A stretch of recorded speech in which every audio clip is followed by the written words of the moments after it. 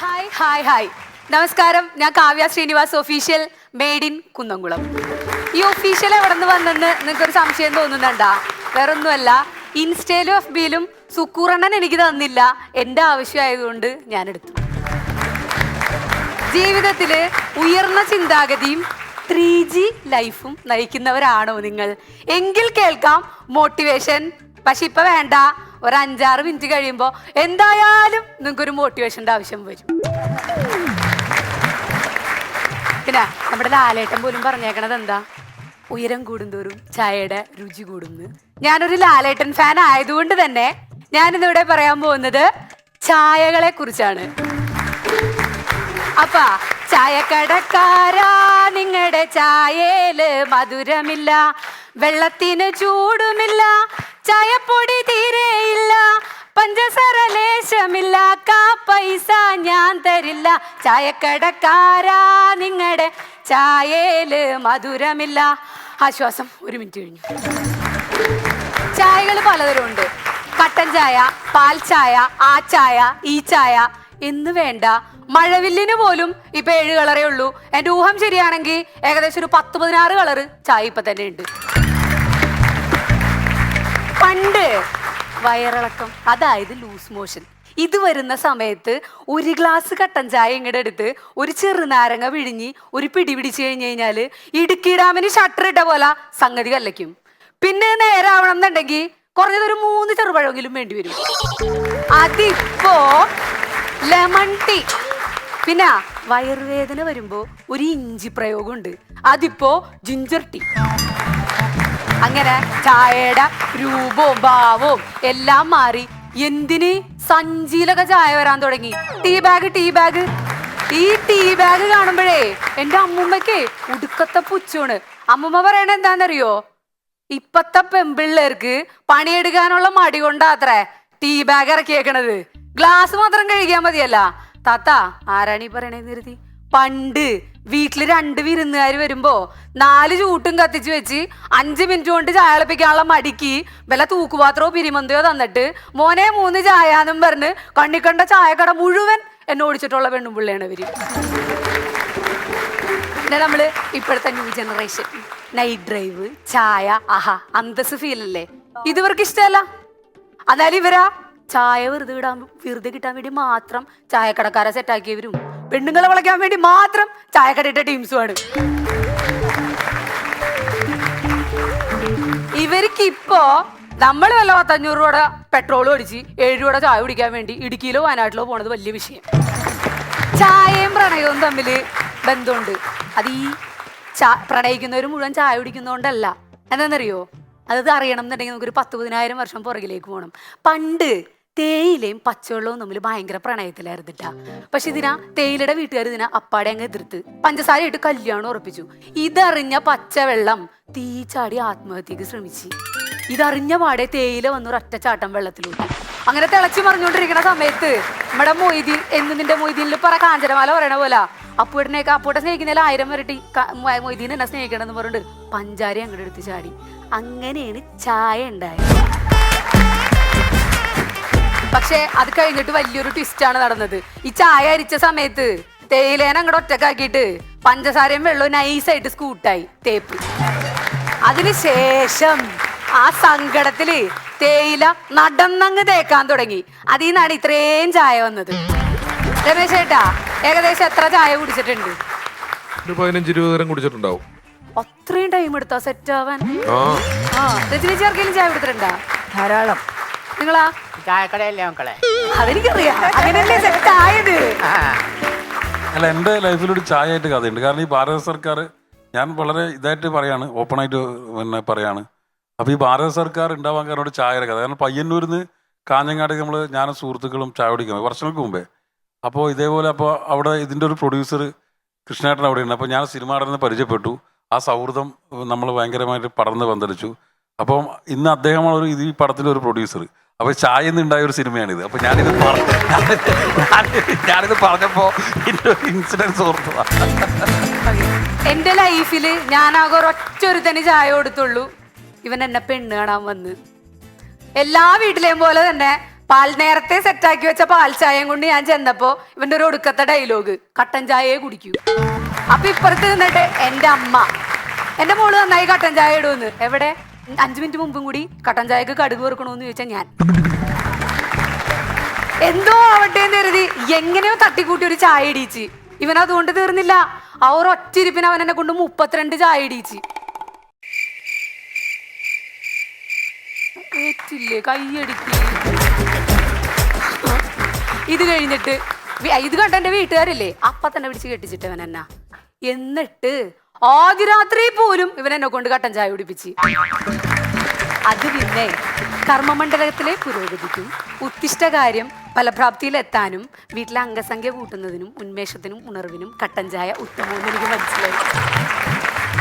അങ്ങനെ അംഗസംഖ്യ കൂടിക്കൂടി റേഷൻ കടക്കാരൻ പറഞ്ഞു പുതിയ റേഷൻ കാർഡ് ഉണ്ടാക്കാൻ. പുള്ളി ചായ കൂടി നിർത്തില്ല എന്ന് എനിക്ക് ഉറപ്പായതുകൊണ്ട് ഞാൻ പരിപാടി അങ്ങോട്ട് നിർത്തി. പിന്നെ ഈ ചായ കുടിയുടെ കാര്യം പറയുമ്പോ എന്റെ മാമന്റെ കാര്യം പറയാതിരിക്കാൻ എനിക്ക് പറ്റില്ല. 44 കഴിഞ്ഞിട്ടും പെണ്ണ് കിട്ടാത്ത സങ്കടം എല്ലാ ഞായറാഴ്ചയും 3-4 ചായ കുടിച്ച് തീർക്കുന്ന ഒരു മനുഷ്യനാണ് എന്റെ മാമൻ.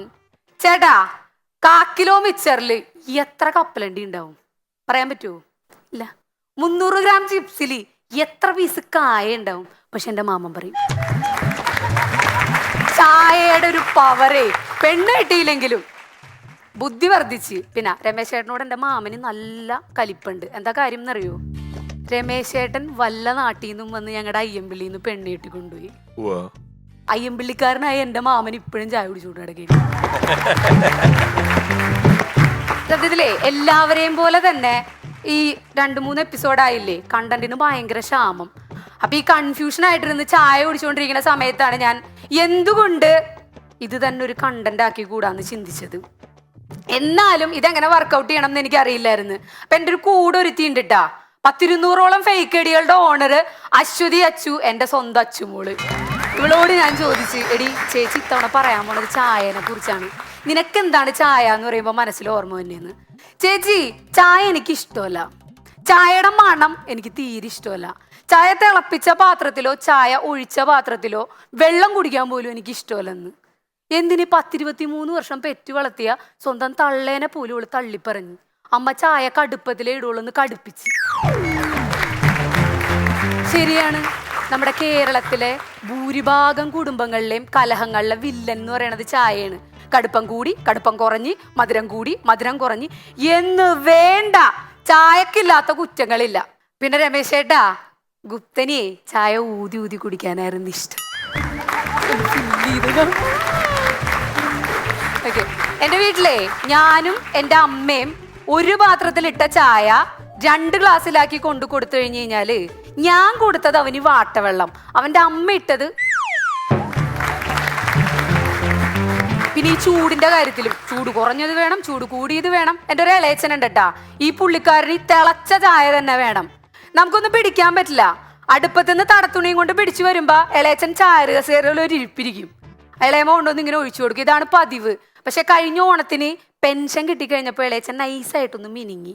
പിറ്റേന്ന് രാവിലെ ഹാങ് ഓവറൊക്കെ തീർക്കാൻ വേണ്ടിയിട്ട് കട്ടൻ ചായയും ചോദിച്ച് പതിവ് പോലെ കസേരയിൽ ഇങ്ങനെ ഇരുന്ന് ഇളയമ തടത്തുണിയും കൊണ്ട് ചായ കൊണ്ടുവന്ന് ഒഴിച്ച്. തലേന്ന് അടിച്ച ഗ്ലാസ് ആയിരുന്നത് മൂട് തള്ളിപ്പോയി, മാമന്റെ സകല മൂടും പോയി.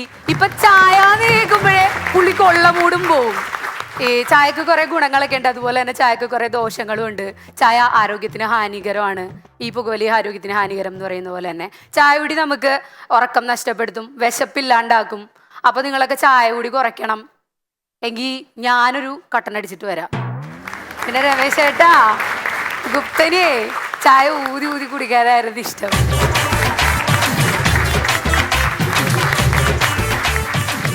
കാവ്യക്ക് നല്ലൊരു കൈഡി എടുക്കാം. നല്ല ടോപ്പിക്. എനിക്ക് ചായ എന്ന് കേൾക്കുമ്പോൾ തന്നെ എനിക്ക് ഭയങ്കര റിഫ്രഷിംഗ് ആയിട്ട് തോന്നുന്ന ഒരു സംഗതിയാണ്. എൻ്റെ ഒരു ചെറിയ അഡിക്ഷനാണ് ചായ എന്ന് പറയുന്നത്. നന്നായിട്ട് പ്രസന്റ് ചെയ്തു കേട്ടോ, നന്നായിരുന്നു. ഞങ്ങളുടെ എന്റെ വീടിനടുത്ത് ഒരു ചായക്കടയിൽ ഒരാളുണ്ട്, പുള്ളിക്കും ചായ അഡിക്ഷനാ. 4 മണിയായ ചായ അഡിക്ഷൻ തുടങ്ങും പുള്ളി, കുറെ അഡിക്ഷൻ, അങ്ങനെ അഡിക്ഷൻ കുറെ ചായ കൊടുക്കും. എനിക്ക് 24 മണിക്കൂറിൽ എപ്പോ തന്നാലും ഞാൻ ചായ കുടിക്കും, എനിക്ക് ഭയങ്കര ഇഷ്ടമാണ്. നല്ല രസമായിരുന്നു കേട്ടോ കാവ്യ ഈ പെർഫോമൻസ്. നമ്മളോട് ഇപ്പൊ ഡയാന 24 മണിക്കൂറിൽ എപ്പോ തന്നാലും ചായ കുടിക്കും എന്ന് പറയുമ്പോ നമുക്ക് ഒരു പ്രത്യേക കൗതുകം തോന്നുന്നുണ്ടല്ലോ. ചോറും ഉണ്ണും. ചായ മാത്രല്ല എപ്പോ കൊടുത്താലും ചോറും ഉണ്ണും പഴവും തന്നെ ഒക്കെ ഓക്കെ.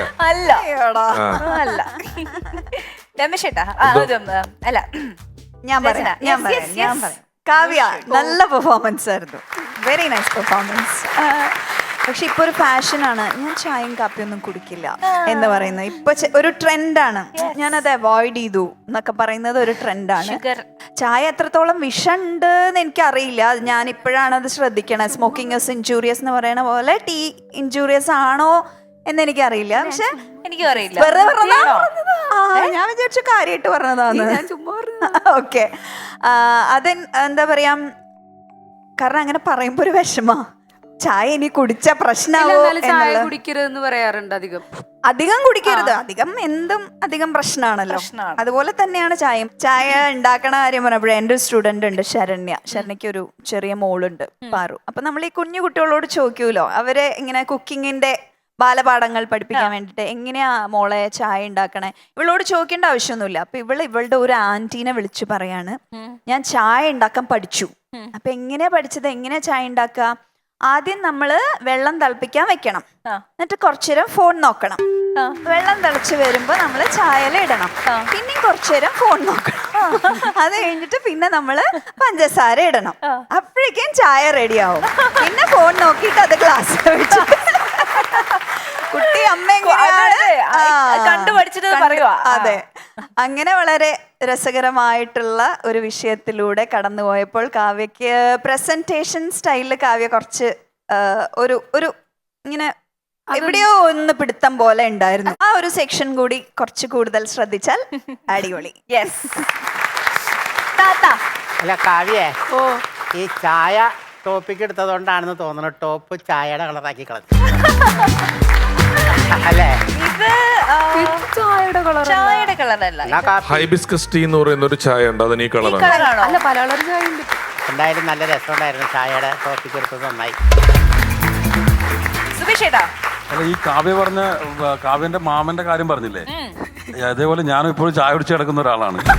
അല്ല അത് കേരളത്തിലെ മഞ്ചേശ്വരം മുതൽ ഏകദേശം തിരുവനന്തപുരം വരെ ഈ ഇങ്ങനെ ചായ കുടിച്ച് കിടക്കുന്ന ഒരുപാട് ചെറുപ്പക്കാരുണ്ട്. എവിടുത്തെ ചായയാണ് ഏറ്റവും കൂടുതൽ ഇഷ്ടം? ഞാൻ ഇവരെ കുടിക്കാൻ പോയി, എന്റെ സുഹൃത്തുക്കളെ കൂടെ കുടിക്കാൻ പോയിട്ടുണ്ട് ചായ. പക്ഷെ ഞാൻ പറഞ്ഞ ഈ ചായ എന്ന് പറഞ്ഞ പ്രതീക്ഷയും കൂടെ, കാരണം ഒരു പെണ്ണ് ചായ ആയിട്ട് വരുന്നു, പിന്നെ ചെക്കൻ കാണുന്നു, ആ ചായ കൂടിയിലാണ് കാര്യങ്ങൾ. ഈ ചായ കൂടിയിൽ ഞാൻ ഒരു 5-6 സുഹൃത്തുക്കളോട് പെണ്ണ് കാണാൻ പോയിട്ടുണ്ട്.